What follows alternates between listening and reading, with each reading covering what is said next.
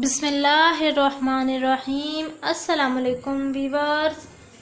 आज की इस वीडियो में मैं आपको बकरा ईद से रिलेटेड रेसिपी बनाना सिखाऊंगी। क्योंकि बकरा ईद करीब है तो मैंने सोचा क्यों ना आपके साथ कुछ बकरा ईद की रेसिपीज़ शेयर की जाएं, ताकि आप बकरा ईद के मौके पर बनाएं और इंजॉय करें। सबसे पहले आज मैं आपको बनाने सिखाऊंगी शलजम गोश्त की रेसिपी। चलिए देखते हैं कि शलजम गोश्त की रेसिपी किस तरह से बनाई जाए तो शलजम मीठे ना लगें और फटाफट से रेडी भी हो जाए रेसिपी। सबसे पहले हम गोश्त गलाने का अमल करेंगे। उस अमल को परफॉर्म करने के लिए हमें जिन चीज़ों की ज़रूरत है उनमें है, सबसे पहले मैंने ये देखिए 4 मीडियम साइज़ के प्याज इस तरह से कट कर लिए, और ये लाल वाले सुर्ख टमाटर मैंने इस्तेमाल किया, उनको भी यूँ मैंने 4 पीसेस में डिवाइड कर लिए। ये 3 टमाटर हैं। रेड टमाटर डालने से ये होगा कि आपके जो सालन है उसमें बहुत खूबसूरत रंगत आ जाएगी। ये हमने डाल दिए टमाटर और प्याज।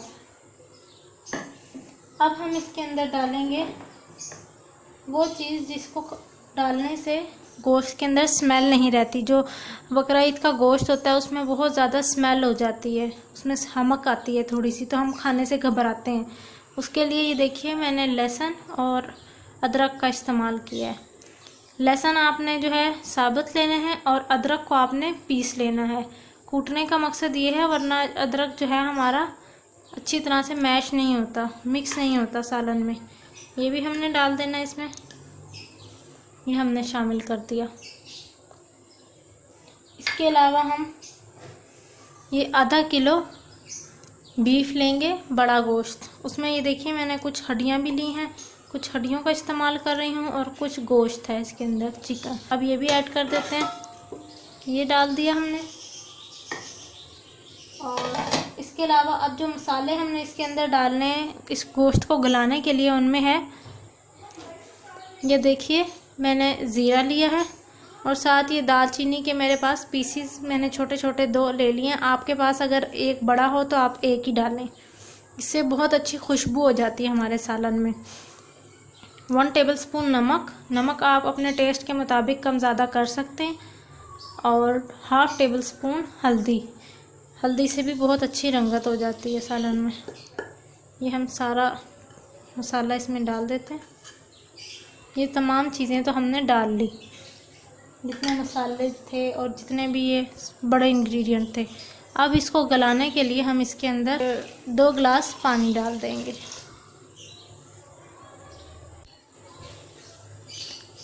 दो गिलास पानी डाल दिया हमने।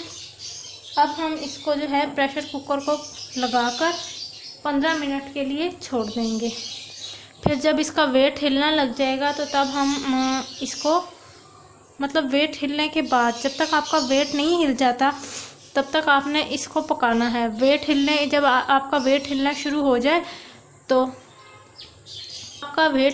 हो जाए तो आपने क्या करना है, 15 मिनट इसको कुक करना है। 15 मिनट तक पकने देना है, और 15 मिनट के बाद आपने चूल्हे को ऑफ़ कर देना है। प्रेशर कुकर लगाने के दौरान हमने जो है इसकी आंच को हाई रखना है ताकि ये फटाफट से गल जाए। ये सबसे बेहतरीन तरीका है गोश्त को गलाने का। फिर भी अगर आपके पास प्रेशर कुकर ना मौजूद हो तो आप इसकी जगह जो है गोश्त के अंदर कचरी पाउडर या फिर पपीते का पाउडर ऐड कर दें, उससे गोश्त बहुत जल्दी गल जाता है अगर आप प्रेशर कुकर के बगैर बना रहे हैं। देखिए वीवर्स, हमारा गोश्त अच्छी तरह से गल चुका है। इसको मैंने 15 मिनट प्रेशर कुकर लगाया था और देखिए अच्छी तरह से गोश्त हमारा गल गया। अब हम इसके अंदर कुकिंग ऑयल शामिल करेंगे, क्योंकि अब हम अपने गोश्त की भुनाई करेंगे। उसके लिए मैंने ये 1 प्याली कुकिंग ऑयल ले लिया है, ये हम ऐड कर देंगे इसके अंदर। इसके अलावा हम कुछ मसाले इसके अंदर डालेंगे, वो भी मैं आपको बता देती हूँ कि कौन कौन से मसाले हम इसके अंदर ऐड करेंगे। सबसे पहले तो हमने ये देखिए 1 टेबलस्पून पिसा हुआ धनिया ऐड करना है इसके अंदर। इसके अलावा 1/2 टेबलस्पून अधकुटी लाल मिर्च, 1/2 टेबलस्पून पिसी हुई लाल मिर्च, और 1 टीस्पून काली मिर्चों का पाउडर। काली मिर्चों का पाउडर नहीं मौजूद तो आप इनको साबुत भी डाल सकते हैं। ये तमाम मसाले हम इसके अंदर ऐड कर देंगे और इसकी अच्छी सी भुनाई कर लेंगे। भुनाई करने के लिए सबसे अच्छा तरीका है कि आप साइड से इसको किचन टॉवल की मदद से पकड़ें और इस तरह से अच्छी तरह से इसकी भुनाई कर लें, ताकि इसमें मौजूद जो भी प्याज टमाटर थे जो अच्छी गल गए हैं लेकिन अभी अच्छी तरह घुले नहीं हैं, तो वो भी अच्छी तरह से मिक्स हो जाए इस सालन के अंदर। और हमारे सालन में से बहुत अच्छी खुशबू आ रही है क्योंकि इसके अंदर दालचीनी हमने डाली थी। गोश्त की जो स्मेल थी वो बिल्कुल ख़त्म हो चुकी है। ये देखिए, इस तरह हम इसकी भुनाई कर लेते हैं और भुनाई के बाद मैं आपको इसकी लुक दिखाऊंगी। देखिए व्यूअर्स, जो हमारा गोश्त है उसकी बहुत अच्छी सी भुनाई हो चुकी है। तमाम मसाले इसके अंदर अच्छी तरह से इनकी खुशबू रच चुकी है। अब हम इसके अंदर 1 किलो ये शलजम मैंने काटे हुए हैं स्लाइसिस के अंदर, ये देखिए, ये हम इसके अंदर ऐड कर देंगे। आप चाहें तो बड़े बड़े पीसेस अगर आप पसंद करते हैं तो बड़े बड़े पीसेस डाल दें इसके अंदर। मैं छोटे कटे हुए पीसेस पसंद करती हूँ। इनको अच्छी तरह से मिक्स कर लेंगे सालन के अंदर और आंच को लो कर लेंगे ताकि हमारा सालन जले ना, उसका मसाला ना जल जाए। इस तरह से अच्छी तरह से इस तरह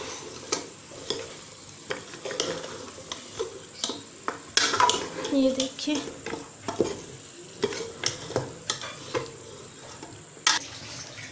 मैंने शलजम के बाद इसके अंदर 2 गिलास पानी डाल दिया है। अब मैं आपको बताऊंगी कि हम शलजम को सालन बनाते वक्त कौन सा ऐसी चीज़ इसके अंदर ऐड करें या कौन सा ऐसा अज्जा इसके अंदर ऐड करें जिससे जो है इसका मिठास इसकी जो है शलजम की वो ख़त्म हो जाए। उसके लिए देखिए, मैं ये कसूरी मेथी का इस्तेमाल कर रही हूँ। ये मैंने सुखा कर पहले ही रख दी थी। आप कसूरी मेथी का पाउडर भी यूज़ कर सकते हैं।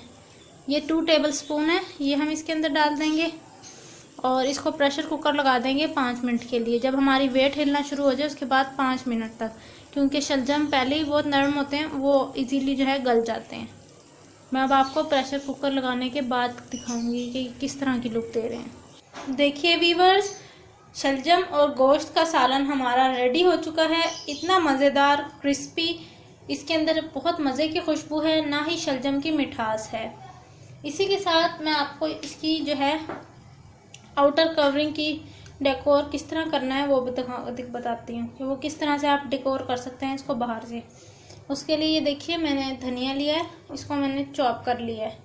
ये हम डालेंगे इसके ऊपर थोड़ा सा, इस तरह से थोड़ा सा धनिया डाल देंगे।